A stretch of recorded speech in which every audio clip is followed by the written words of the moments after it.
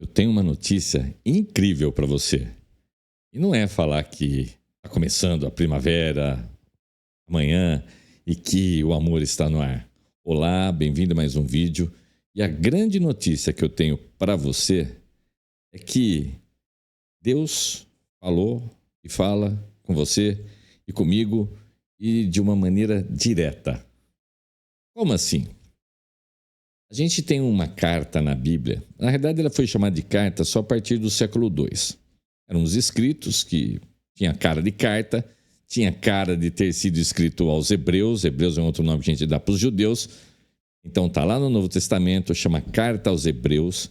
Ninguém sabe quem escreveu. Se alguém te falar que foi o fulano que escreveu, é só uma conjectura, a pessoa está especulando, ninguém sabe. Só quando você chegar lá na glória é que talvez, se Deus quiser, você vai saber quem foi que escreveu a Carta aos Hebreus. Mas a Carta aos Hebreus trata da superioridade de Cristo. Apresenta aos judeus como que Cristo é superior a tudo que os judeus conhecem, consequentemente, ao que nós conhecemos também. Então é uma carta que fala da superioridade de Jesus aos anjos, a superioridade de Jesus a todos os grandes profetas, a todos os grandes heróis que nós tivemos no Velho Testamento, e assim também como Jesus sendo um cumprimento espetacular, fabuloso das promessas de Deus. Mas o que isso tem a ver com Deus falar diretamente com você? Antes de eu ler a carta aos Hebreus, vamos lembrar que, além aqui do Insta, você pode me assistir no YouTube, lá eu chamo Daniel Tetel, e no Teco Teco, o meu nome é Vitamina Bíblica, tudo junto, sem acento, você está vendo aí, né? Se você quiser se inscrever, dar um joinha, compartilhar com alguém, você vai estar ajudando a obra de Deus. Eu vou ficar muito agradecido a você. Mas vamos ver o que a Carta aos Hebreus diz sobre esse assunto. Então, eu estou lá na Carta aos Hebreus, no capítulo 1. Vamos lá, então. Carta aos Hebreus, capítulo 1. Esse ara que você vê entre parênteses é Almeida Revista Atualizada. É a versão da Bíblia que você está vendo aí, tá bom? Então, Hebreus capítulo 1, versículo 1. Havendo Deus, outrora falado, muitas vezes e de muitas maneiras aos pais, pelos profetas, nesses últimos dias nos falou pelo Filho, a quem constituiu herdeiro de todas as coisas, pelo qual também fez o universo. Ele, que é o resplendor da glória e a expressão exata do seu ser, sustentando todas as coisas pela palavra do seu poder, depois de ter feito a purificação dos pecados, assentou-se à direita da majestade nas alturas, tendo se tornado tão superior aos anjos, quanto herdou mais excelente nome do que eles. Vamos voltar um aqui? Havendo Deus outrora falado muitas vezes, de muitas maneiras aos pais pelos profetas, nesses últimos dias nos falou pelo Filho. Então, no Velho Testamento, Deus falava com as pessoas através de profetas, através de grandes homens, através de aparições. Mas eis que Jesus, que é o próprio Deus, você lembra que Deus é três, mas é um? É o chamado Deus Trino, Deus Pai, Deus Filho, Deus Espírito Santo. Então Jesus, que é Deus, veio à Terra e falou diretamente, ficou 33 anos aqui na Terra. E nos últimos 3 anos ele ficou pregando, falando. Então nós não vivemos mais uma época em que as coisas são anunciadas de uma maneira meio misteriosa. Nós tivemos a revelação exata, precisa, explícita de Deus aqui na Terra.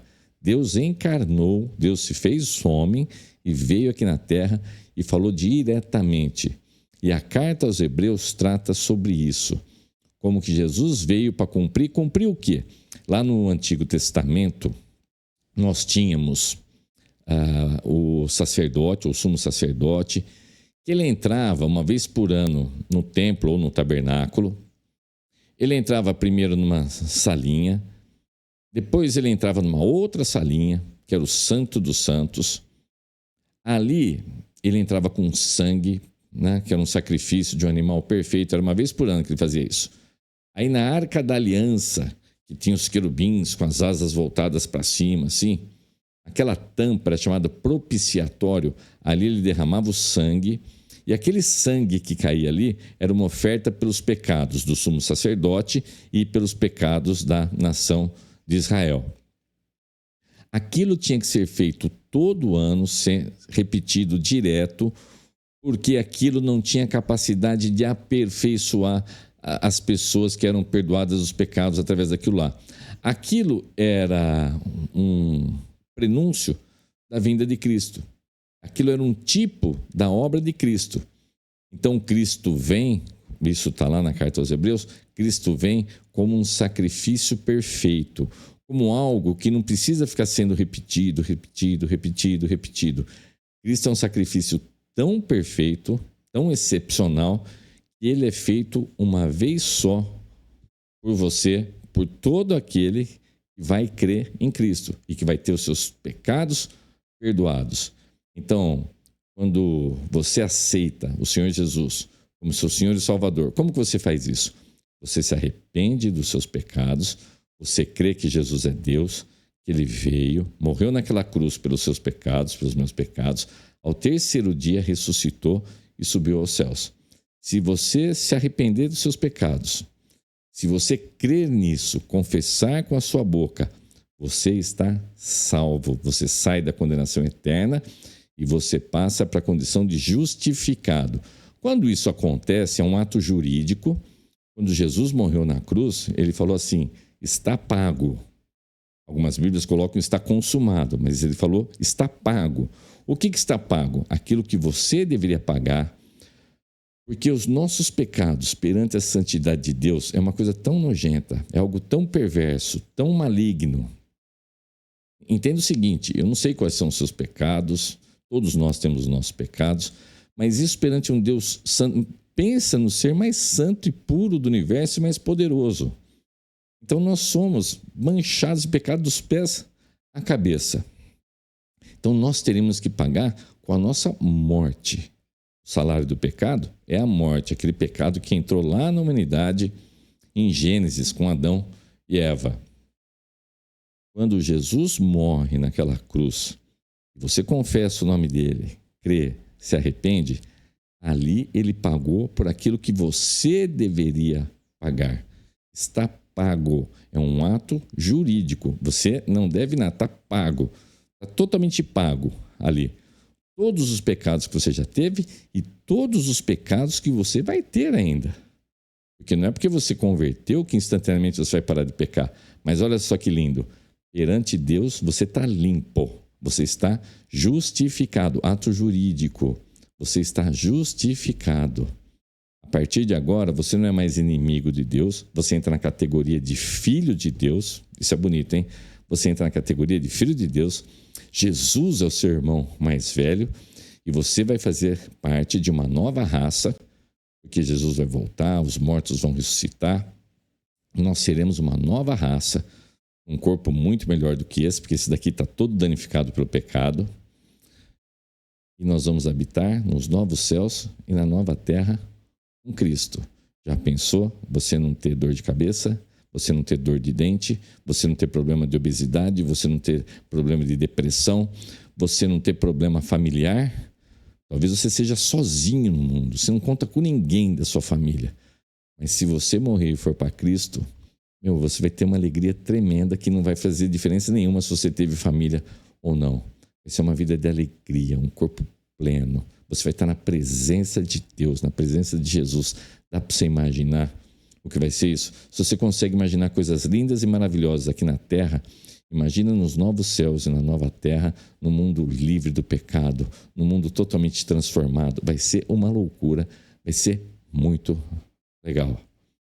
Então, quando você se converte, você fica justificado perante o Senhor e o pecado perde a força.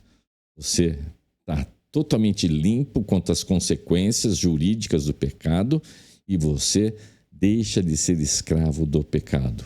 Você ainda tem inclinação para o pecado, sim, porque você ainda está aqui nesse corpo humano, mas você não é mais escravo do pecado. Agora você tem a força de Cristo. para te tirar dessa escravidão. Você entendeu o tanto que isso é lindo? Então, Hebreus começa falando dessa superioridade de Cristo. Cristo é o sacrifício perfeito. Se alguém falar para você que você tem que nascer de novo várias vezes para ir melhorando, para merecer o céu, para merecer novos céus, nova terra, para merecer o paraíso, besteira. Você não tem que morrer várias vezes e não tem nada que você possa fazer também para merecer os novos céus e a nova terra. Não tem nada. É só essa justificação através da morte vicária, substitutiva de Cristo. Cristo morreu no seu lugar, para que você tenha uma vida plena, maravilhosa. Então, agora eu vou pular. Aqui eu vi o comecinho de Hebreus, né? Eu li o comecinho de Hebreus. Eu li o capítulo 1, um pedacinho de nada. Agora eu vou lá para o 9. Então, lá em Hebreus 9, entenda o seguinte, ele já desencadeou todo um pensamento, encadeou todo um pensamento explicando da superioridade de Cristo. Ele faz uma comparação de Cristo com os anjos, faz uma comparação de Cristo com o sumo sacerdote. Então, agora aqui no capítulo 9, lá no versículo 24, eu vou ler aqui.